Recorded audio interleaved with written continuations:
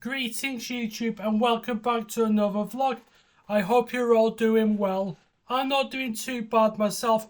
However, this is the second time of me doing this video because when I tried doing the video before, which was about 20 minutes ago, my neighbour knocked to see if everything was alright, which it is. Yeah, they not long come back after a holiday from Spain, so they were telling me about the trip away. But yeah. But now that's out the way, I'm able to do the video. I mean, it's good that you have neighbours that do care. But sometimes they always come at the most inconvenient of moments. But as I say, now I can get on with the video. So yeah, I've got some pickups this time. I've got 3 CDs and 5 DVDs. Although there's more coming, that's what she said. Although there's like more stuff coming, I thought, you know what, I'll just show the stuff that I got today. So that's that. And then we'll obviously the stuff that will come sometime this week, I'll probably end up showing off the stuff I bought in the next vlog, whenever that will be. So yeah, I'll get on with the pickups first. So yeah, as I say, 3 CDs and 5 DVDs. So we'll get on with the first. Shall I do DVDs first or CDs? I'll do CDs first. Why not? Let's get the CDs out the way first, even though there's only 3 of them. First one is Bad Manners. Yeah, the album. What's up? It's a compilation album of all of his best songs. Yeah, his compilation album is called Viva La Ska Revolution. So yeah, it's just good. It's a compilation of like a lot of his popular hits, and it has a few live versions of some of his songs as well. So yeah, I'm a fan of this sort of music, like two-tone ska music. So yeah, it's got all the classics on there, like Sally Brown, Lip Up Fatty, Special Brew, Lorraine, and there's a few other ones in there as well. Yeah, the Can's there, but it's the live version. But yeah, this is the sort of music I used to listen to all the time.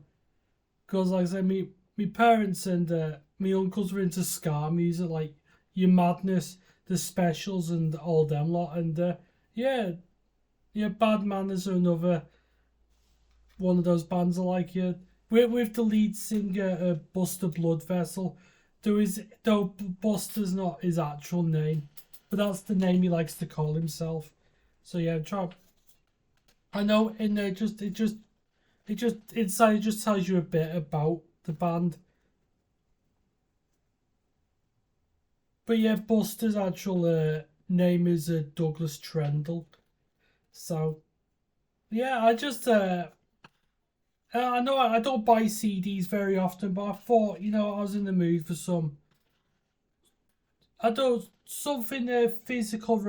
physical, but not just like DVDs or games. So I just thought I'd buy some, CDs. And of course the DVDs that I bought, I'll show you them in a moment. But yeah, the second album, I can't believe I don't have this one in my collection. But yeah, it's Nirvana with the album In Utero from 1993. So yeah, this is the band's 3rd and final album before we all know what happened to Kurt Cobain, unfortunately. But yeah, I do have the album Nevermind, which is probably, the album that most people know the band for. And you know what? I mean, that album's, I don't know, it's a top 10 for me. I love it. This album as well, even though as I've never owned it, I have listened to a lot of the songs from this one many a times. And I tell you what, it's a great album as well. In some ways I'd argue it's actually better than Nevermind. But like I say, a lot of the stuff on this is absolutely fantastic. Yeah, the song that you'll most know off it is Heart-Shaped Box, which, believe it or not, was Nirvana's highest single in the charts. Yeah, Smells Like Teen Spirit got to like number 7, whereas Heart-Shaped Box was a UK top 5 in 1993. And yeah, I'll tell you what, this stuff is a bit more. I mean, I'd say this album is quite a bit different from Nevermind. They went into like a more alternative route rather than like a grunge. But I'll tell you what, yeah, it's well worth a listen though. This is a great album. Yeah, I have bought the first album, which is Bleach, and that should be here very, very soon. May even be here tomorrow. However, I won't show you that unless I do other pickups, because there's no point in me just doing a pickup video from just showing like one CD. For me, I like to show, I'll say, a decent amount. I don't mean like a massive pile where some people are like showing off like 20, 30 films in like one video, and like what they've bought. Yeah, you must have deep pockets. Yeah, that could be a euphemism for something else, but we move away from that. But yeah, that's Nirvana with the album In Utero. And then the third album, another one that you'd think I'd have it because they're one of the best bands ever. And this is obviously this their self-titled album from 1989, though this version is actually a reissue from 2010, and that is the debut album from the Stone Roses. Every song on this is absolutely fantastic, and of course, for those who live in Witness like myself, everyone knows about the Spike Island tour on the 27th of May 1990. So yeah, I had to get this album. I really did, because the fact that I didn't have it, astounded me. I mean, the back of it just mentions the songs, but if I'll just go through the track list, then anyway, you've got the songs on it. I Want to Be Adored, classic. The second song, which I think is the band's greatest ever song as far as I'm concerned, is She Bangs the Drum. Absolutely phenomenal. Then we have Waterfall on there, another great one. Don't Stop, not bad. Bye Bye Bad Man. Elizabeth, My Dear. Song for My Sugar Spun Sister. Made of Stone, fantastic. Shoot You Down, This is the One. And the last song on here, which is I Am the Resurrection. Yeah, absolutely phenomenal. And what a debut album. One of the best debut albums from any group. So yeah, I'm into that like Manchester, the Manchester. We got like the Happy Mondays, obviously, the Charlatans, James. Yeah, there's a lot of these like bands from like the late 80s, very early 90s. But yeah, phenomenal stuff. But yeah, now we're on to the DVDs. So yeah, the first one is a film that I have not seen in many, and I mean many years. Probably, I don't think I've seen this film in at least 20 years. Yeah, me and my brother were into these like martial arts films and all stuff like that. I mean, we've got stuff like, I already got The Karate Kid on a Blu-ray. I've also got like Enter the Dragon. But the fact that I didn't have this film, like, is astounding me. However, it's one of those films I can't remember if I enjoyed it or not, but I do remember watching it. And this is a special edition film. Yeah, it's from 1986, though this DVD came out in 2002. It's a special edition as well, and it's Big Trouble in Little China, yeah, from John Carpenter and Kurt Russell. I'll tell you what, I was like, a lot of people who I know say they absolutely love the film. There's a few who aren't as keen on it. Yeah, and because of that, I was intrigued to watch it again. It comes in like a nice, it's like a nice slip case, which I think is cool. And then there's the actual the DVD case itself. But yeah, it's a special edition. Yeah, obviously, well, disc one is obviously the film, and disc two has like deleted scenes. Don't know why I nearly said defeated. Then I'm an absolute bell end. But yeah, it has interviews and the extended ending. It's even got a music video in it as well. So you know what? It'd be worth a watch. Yeah, and the film runtime says it's 95 minutes. You know what? I was expecting the runtime to be a bit longer, but I mean 95 minutes. No, you can't really complain. But I'll tell you what, I'm looking forward to giving this a good watch again. So that's Big Trouble in Little China. Next, probably the greatest film involving golf. We're not talking about Happy Gilmore, even though that film is absolutely fantastic and my favourite from Adam Sandler. We're going back to 1980 for this. It's a certain film with Bill Murray, Rodney Dangerfield, Chevy Chase, and that is Caddyshack. Yeah, one of the best comedy films ever created. I don't know everything about this film from start to finish, as you in stitches. I don't know. I haven't watched this film in a very long time, but I used to watch it all the time when I was younger. But I'll tell you what, I'm not really the sort of person who spoils a film. So for those who haven't watched Caddyshack, go ahead, you'll enjoy it. Now we're going. In fact, I've got two films here from the same year of 1959. So we'll go with it, and we have.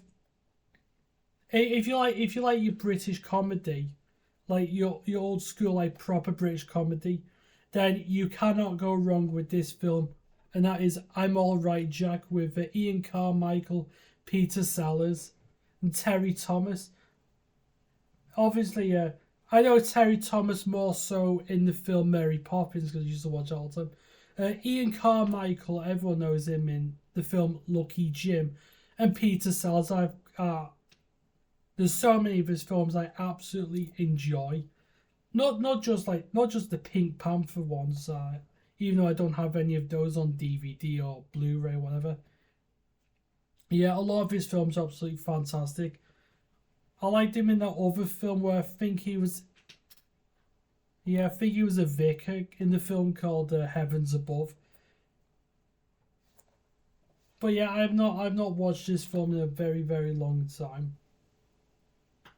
But yes, it's got. Oh, I nearly dropped the two other DVDs.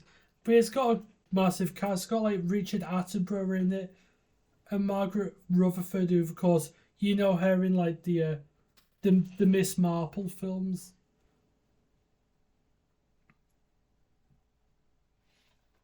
But I mean, yeah, I'm looking forward to watching that. And another film from the same year. I mean, obviously a different sort of film altogether. I need to have more films with this particular actress in it because most of her films are fantastic. And that is The Nun Story with Audrey Hepburn. I haven't watched this one in a very, very long time. Actually, no, it's all from the same year as I'm All Right Jack. This actually came out a year before in 1958.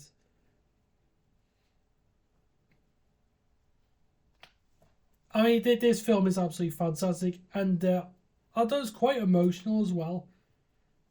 But yeah, a lot of people mostly know her films like Breakfast at Tiffany's and My Fair Lady, which are all great films. But I don't know, this film, in my opinion, even though it's like one of her very best, I still wish it got a bit more love and a bit more appreciation because I don't feel as if it gets enough.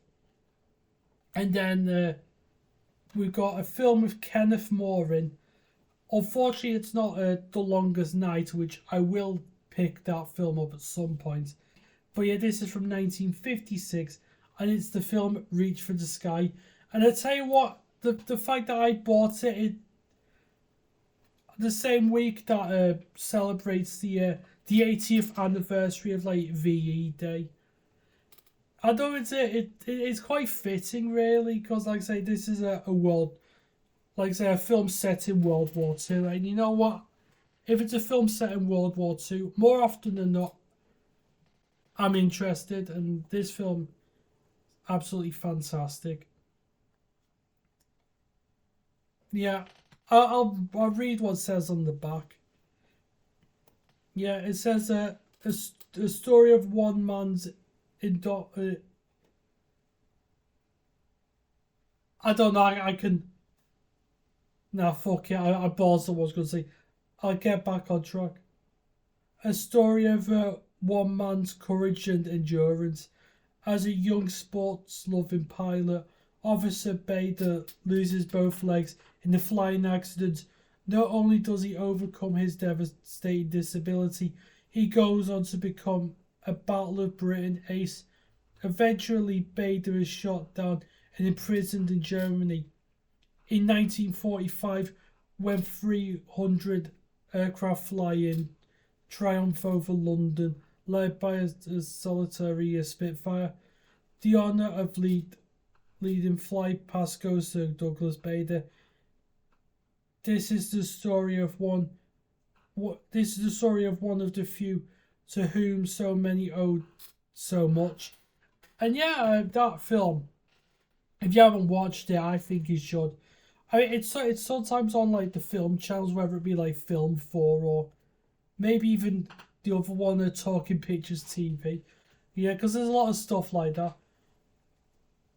But yeah, I mean, these are the sort of films that, like I say, not only did I grow up with some of these films, my dad grew up with them, and probably even like my grandparents. Yeah, but like I say, I just thought I'd get a good collection of DVDs because I haven't really bought any for a while. So yeah, those are all the pickups. So yeah, we'll move on to the football. As I say, Liverpool, like I say, we ended up, because we won the league last week. We did the Guard of Honour at Stamford Bridge because we were playing Chelsea. And like I say, even though we won the league and we've become the Premier League champions, that performance on Sunday was not champion worthy. I gotta be honest with you, we were absolutely rubbish, and it could have been about 6 or even 7-1 to Chelsea. I don't know. I understand that. Like I say, the league season is done. We've won the league and all that lot. And I say the points don't really matter. However, you still want to show your opponents why you are worthy champions. I'm not saying we didn't deserve to win the league, because we did. But that performance, I don't know, it left a lot to be desired. I mean, obviously I was disappointed because, like I say, I would have liked a bit more. I wanted the Liverpool players to show a bit more passion and a bit more, like I say, a bit more grit, and show Chelsea why we were the champions. Yeah, and you know what? Fair play to Chelsea. They were far superior in every single way possible. We were just completely off it. And speaking of and talking of my club, Liverpool, Trent Alexander-Arnold is leaving and is probably going to Real Madrid. But saying that, I think most of us Liverpool supporters knew this for a very, very long time, and it had been coming. It really had. But yeah, the fact that Trent's going to Real Madrid, I know a lot of Liverpool fans are angry about this, but I'm not. If he wants to go to Real Madrid and play with his best friend for England, or with Jude Bellingham, because he plays for Madrid as well, I mean, fair enough. If he wants a new challenge, fair enough. What I'm most disappointed was the way that he handled himself, because he kept quiet, and the way that he was performing in certain games for Liverpool, like as if he was playing against us. That game against Manchester United in January, that was a disgrace. He showed no fighting effort whatsoever. And I don't know. I wonder if Jurgen Klopp leaving at the end of last season affected him in a way. Because he thought if Klopp's gone, I'm not going to enjoy my football at Liverpool. And I've often had that thought in my head with the new manager Arne Slot. I wonder if him and Trent have been at loggerheads, because I know Virgil van Dijk at times is like, because he's the captain of Liverpool, he's probably scolded at Trent more times than you could probably imagine. I've seen him many times when Trent does a sloppy mistake, gives the ball away. I've seen it where Van Dijk is like, he's like giving him the daggers, and like how dare you? How dare you fuck that up?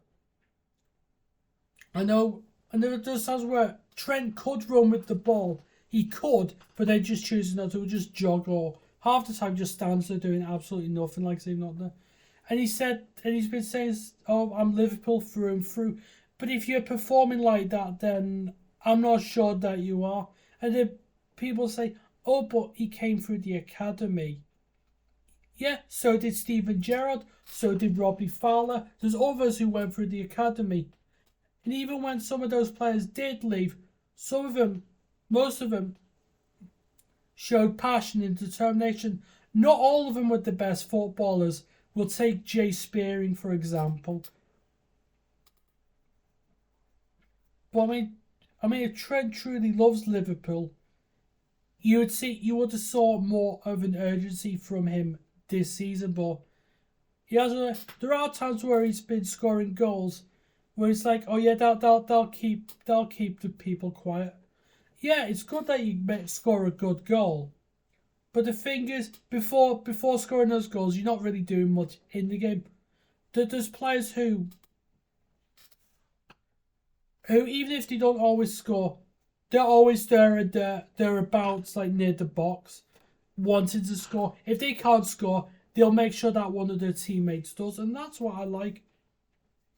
I mean, the football from our team, like Liverpool, well, my team, Liverpool. What do you mean our team? You could be supporting anyone. You could be supporting Crew Alexandra or Partick Thistle or anyone like that, but you get my point. As with the other players, you see that they're doing things. I mean, I've questioned, and obviously his attitude's disgusting. It's a shame. And Darwin Núñez, the less said about him, the better. But the rest of the team, you know what? The rest of the team, well done.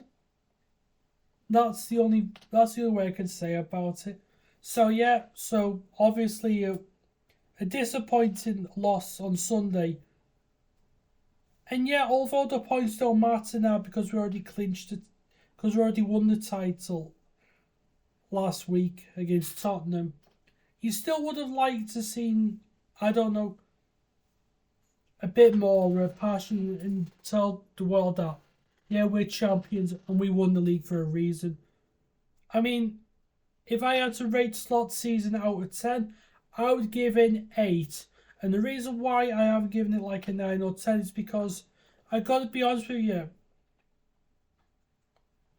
I mean, losing the final to Newcastle was disappointing, the League Cup final. But they were the better team. Then we got knocked out the Champions League in the last 16 by PSG. I would have liked Liverpool to have got a bit further, but it doesn't always work like that. But yeah, and obviously by far the worst performance was getting knocked out the FA Cup by Plymouth Argyle. It's a shock. It happens to the best of us, but it happens to the best of anyone. Like the best team could. It could happen one season to Man City. It could happen to Man United. It could happen to Tottenham or whatever. But I'd say you move on from that, and I'm sure that there's things that Slot will do next season, and will hopefully make the team push on a bit more than just a Premier League title.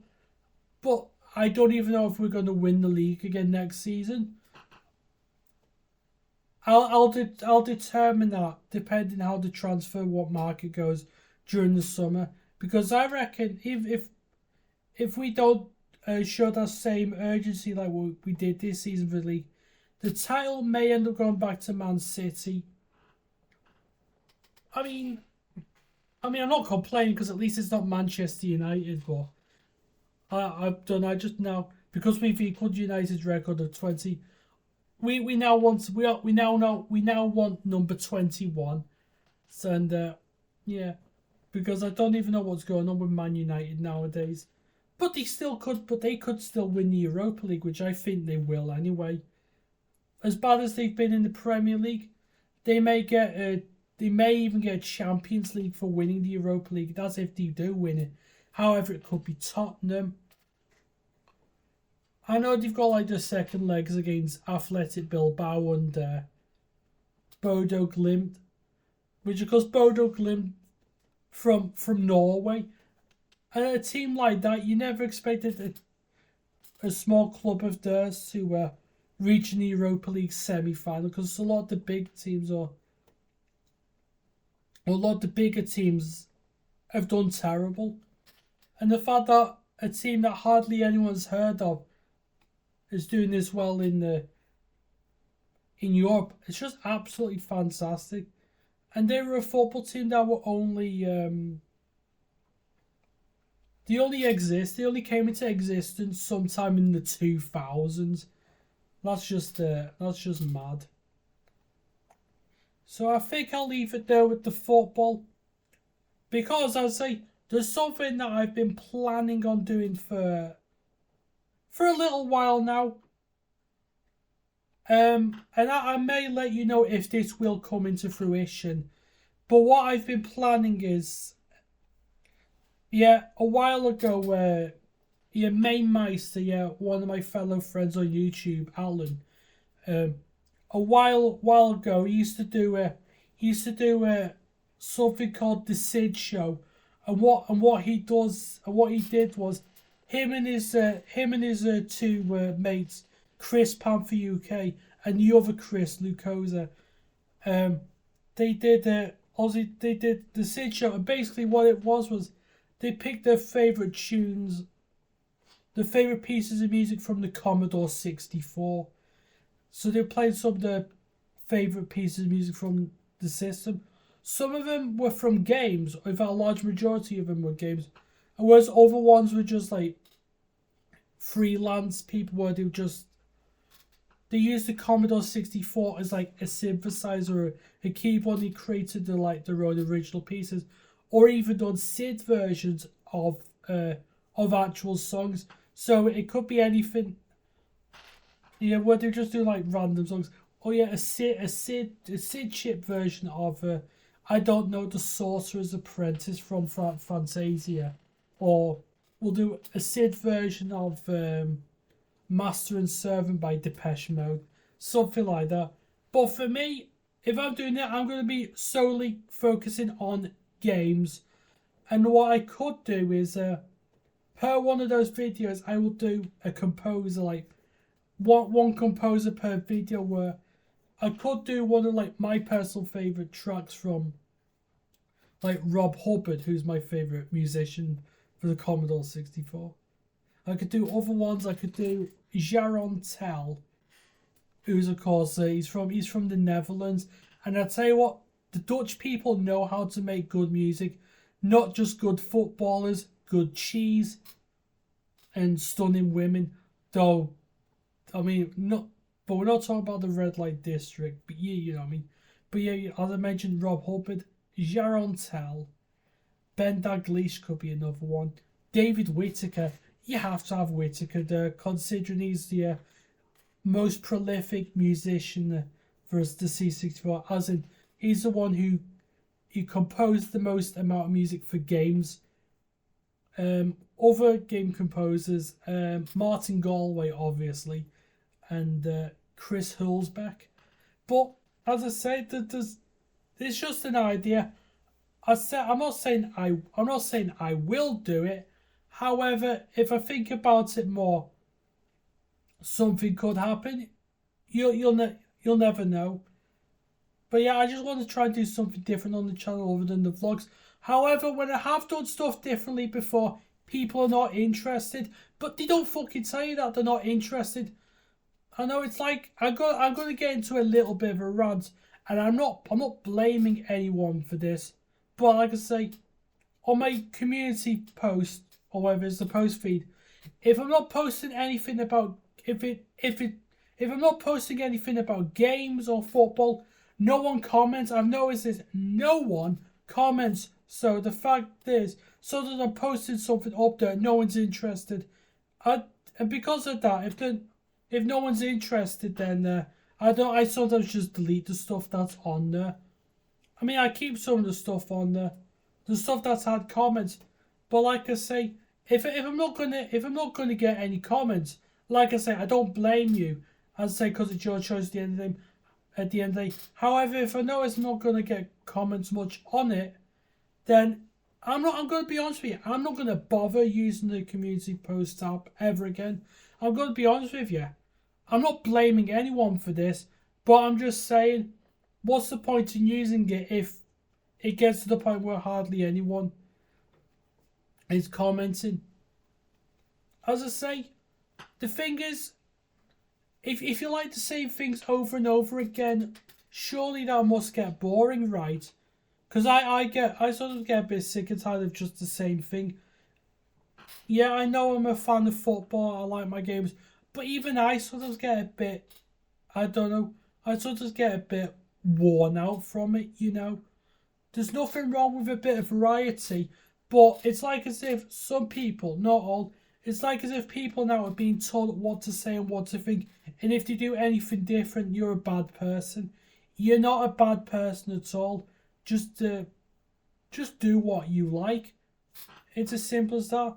But a lot of these people, I don't know, it's just like as if they're not allowed to think for themselves anymore. I noticed that in films, in music, in games, and it just feels like, I'm like, are you the same person? Or they pretty much cloned people, but put different skin on them to make it look as if they're actual humans, and they're probably not. They're probably from a different fucking planet. Whatever planet they're from, they can fucking go back. It's as simple as that. They can go back. Go back on their little spaceship. Yeah, and they can identify themselves as fucking rainbow unicorn sucking, blood sucking vampires. Yeah, and with their pronouns as Dr. Pepper or something stupid like that. I don't know what the bloody hell is going on in today's society. I could be here all day ranting about that, but like I say, I've got better things to do. So yeah, I wasn't expecting to do a video today, but because of the stuff I got today, some of the stuff came earlier than I was expecting. I thought, you know what, I'll do a video today. I'm in a good mood. So yeah, anyway, I hope I will see you all very soon, whenever that will be.